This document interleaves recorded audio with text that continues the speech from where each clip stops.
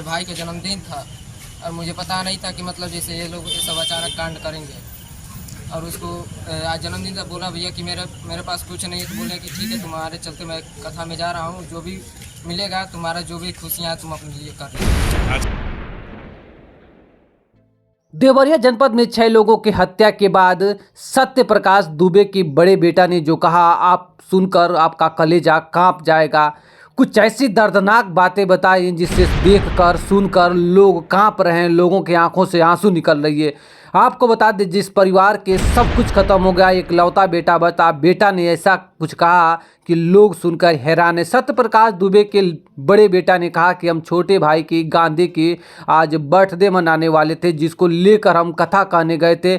हमको यह जानकारी थी कि हम जाएंगे तो कुछ दान दक्षिणा मिलेगा और छोटे भाई के लिए बर्थडे मनाने के लिए पैसा एकत्रित होगा और उनके खुशियों में शामिल होंगे, लेकिन ऐसा नहीं हुआ। हम घर से निकले और कुछ दूर गए, तब तक हमें फ़ोन आता है कि कुछ लोग घेर लिए हैं और मारपीट करने लगे हैं। जिसके बाद वह घर गया, तब तक सब कुछ समाप्त हो चुका था। ना भाई बचा था, ना पापा, ना मम्मी, जिसके लिए वह बर्थडे की सामान खरीदने की तैयारी कर रहा था, वो कुछ नहीं बचा। आइए सुनते हैं दिल दहला देने वाली सत्य प्रकाश दुबे के बड़े बेटे ने जो बात कही, आखिर वो क्या कह रहा है। मेरे भाई का जन्मदिन था और मुझे पता नहीं था कि मतलब जैसे ये लोग ये सब अचानक कांड करेंगे। और उसको आज जन्मदिन था, बोला भैया कि मेरे पास कुछ नहीं है, तो बोले कि ठीक है तुम्हारे चलते मैं कथा में जा रहा हूँ, जो भी मिलेगा तुम्हारा जो भी खुशियाँ तुम अपने लिए कर लेना। आज क्या सूचना मिली आपको? और आज कोई सूचना मिली है, सुबह में बात की है कि भैया ये लोग घर पे मतलब पूरे गुंडों के साथ घेर लिए हैं लोग और मारने के लिए धमकी दे रहे हैं। कौन लोग? वो श्री प्रेमचंद्र यादव। आप क्या चाहते हो बाबू? हम उनके लिए चाहते हैं कि उनको सख्त फांसी की सजा मिलनी चाहिए।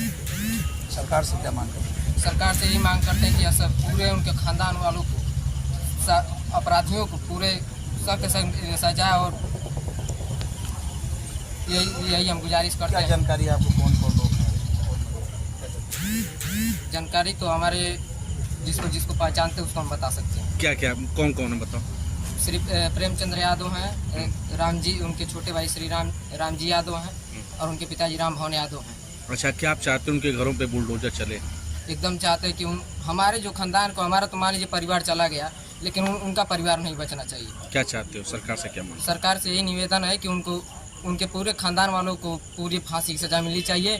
और रह गई बात कि हमारे, ताकि जीवन में किसी के परिवार को आके उठा कर ताकि प्रशासन के बारे में क्या कहेंगे? प्रशासन के बारे में यही कहना चाहते हैं कि प्रशासन यही इसी के साथ गुजारिश करे ताकि हमारे प्रशासन सहयोग करे।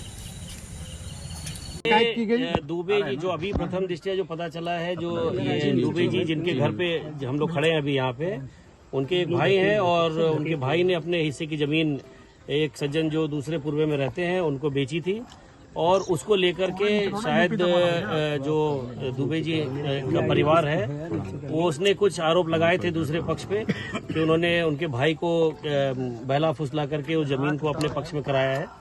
और लेकिन उसमें जो भी कानूनी कार्रवाई थी वो काफ़ी समय से चल रही थी और उसको लेकर के इनके बीच में थोड़ा तनाव था। और आज जैसा कि मैंने पहले कहा कि आज सुबह क्या ऐसी बात क्या बात हुई जिसकी वजह से ये इतनी बड़ी घटना हो गई, इसके बारे में अभी हम लोग अब जानकारी और हासिल कर रहे हैं। सर, लगातार पुलिस के पास एप्लीकेशन जा रहा था, उसके बाद भी पुलिस ने कोई कार्रवाई नहीं की। इसके बारे में पता लगाया जा रहा है कि कब उन्होंने कहा, करीब 1 दर्जन 12 बार का एप्लीकेशन दिया गया था, उसके बाद भी पुलिस की तरफ से कुछ नहीं हुआ। उसके बारे में भी विचार किया जाएगा। अभी फिलहाल तो हम ये कह रहे हैं कि अगर किसी दरखास्त दी गई है तो उसके बारे में हम लोग पता लगाएंगे कि कब, कहाँ, किस स्तर पे दरखास्त दी गई है, और यदि कहीं पे कोई इस तरह की लापरवाही होगी तो उस पर भी कार्रवाई होगी। सर, डीएम और कप्तान को काफी दिनों से यार मुंह पे पड़ गया। शासन के निर्देश पे हम लोग यहाँ आए हैं। दुर्भाग्यपूर्ण घटना है जिसमें एक पक्ष के 5 लोगों की और दूसरी तरफ से एक व्यक्ति की हत्या हुई है। इसका कारण भी बताया कि जो सत्य प्रकाश दुबे हैं, इनके भाई ज्ञान प्रकाश दुबे के हिस्से की जमीन जो उन्होंने दूसरे पक्ष को लिख दी थी, उसको लेकर विवाद था। इसमें अभी तक 14 लोग हिरासत में हैं। इस पूरे प्रकरण में ठोस और प्रभावी कार्रवाई की जाएगी।